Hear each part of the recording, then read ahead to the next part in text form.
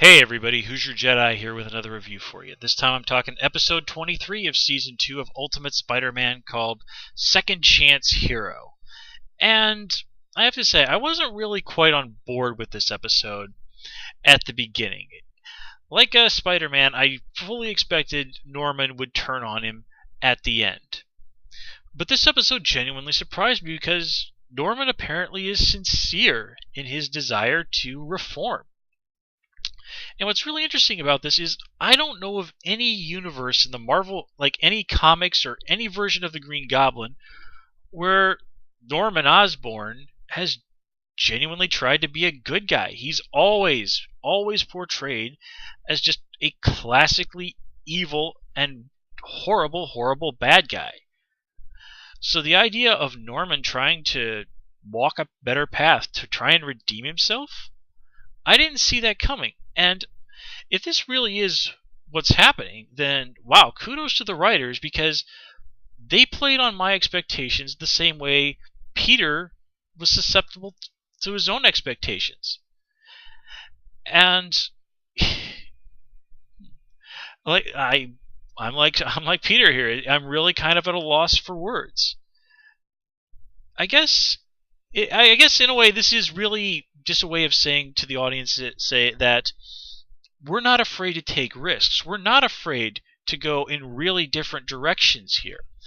And this does come to me as a bit of a surprise because for the most part, the show has stayed very faithful to the comics. This isn't like, well, the actual Ultimate Spider-Man comic books where some really wildly divergent stuff from the mainstream Marvel universe happened. Yeah, if you don't know the Ultimate Spider-Man comics, for example, the identity of Carnage in the Ultimate Spider-Man comics is an enormous shock. Let's put it that way. But anyway, let's kind of get right into it. First of all, definitely enjoyed the nice little nod to the Marvel Universe and having Fin Fang Foom be repeatedly referenced. Fin Fang Foom is one of those basically kind of a giant dragon who flies around while wearing purple shorts. Yeah. Fin Fang Foom put you in his pants! And yes, that is a line that actually did appear in a Marvel comic in which Fin Fang Foom attempted to stuff a hero, I forget exactly who, into his pants. Yeah, comics are crazy. Anyway, so Norman's identity is the Iron Patriot. Well, that is, of course, from the comics. Norman was the first person to strap on the Iron Patriot armor. And, of course, this ended up being, of course, recently used in Iron Man 3. So it's really not a huge surprise that they wouldn't want to bring that in because while the Iron Patriot was always meant to be the dark reflection of Iron Man, the design has proven pretty popular with the fans. So I'm okay with this. And I also like that in some ways Norman's struggle to be a hero in so many ways follows Peter's. I mean, Peter is considered in the eyes of many people like J. Jonah Jameson and so many people in New York to be a bad guy, or at least an extremely suspicious character. In fact, even in the early days of the Marvel Universe, even other heroes were very suspicious of Spider-Man. I think I remember reading one time that when he first met the X-Men, Spider-Man got into like a fight with Iceman and Beast because they didn't trust each other. Now, of course, that's all well and past, and the heroes have all, in the comics anyways, have long understood that Spider-Man's one of the good guys. Now,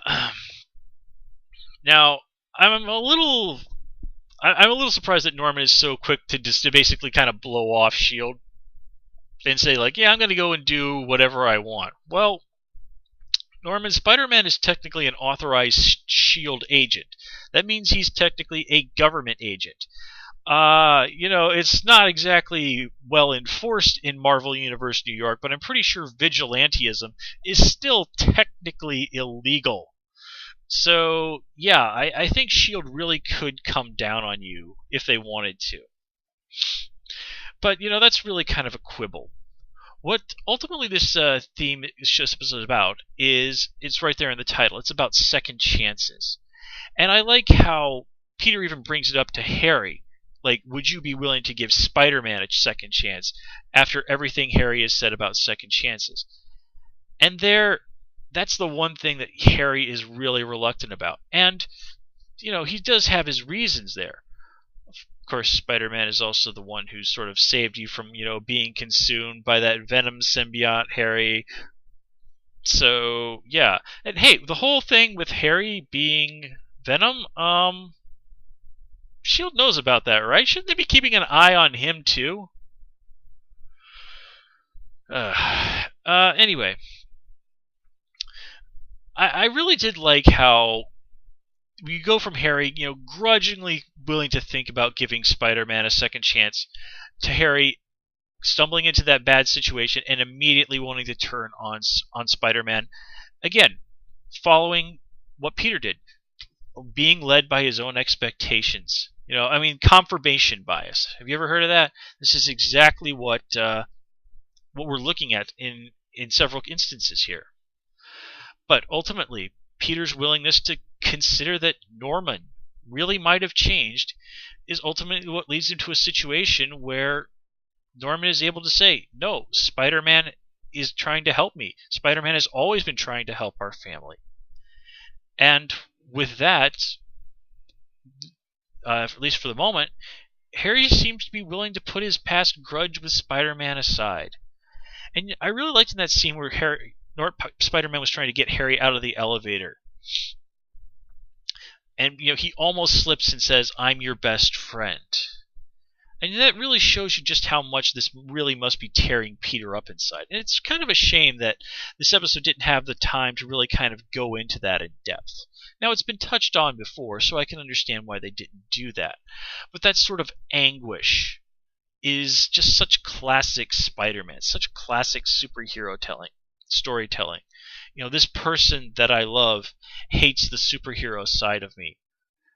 Or this person that I care about likes the superhero side of me, but hates who I am in my secret identity.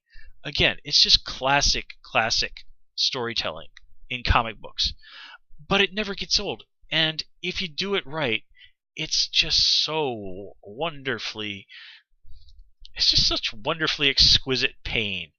And that's the mark of good stories, is that you do want the heroes to have trials. I don't want to say that you want your heroes to suffer, but they should have challenges. That not everything should go their way. They should have struggles. They should have their low moments. Because without those, then basically you're watching something that's for preschoolers. Even Disney movies have their dark moments, have their heroes have their moments of doubt and despair.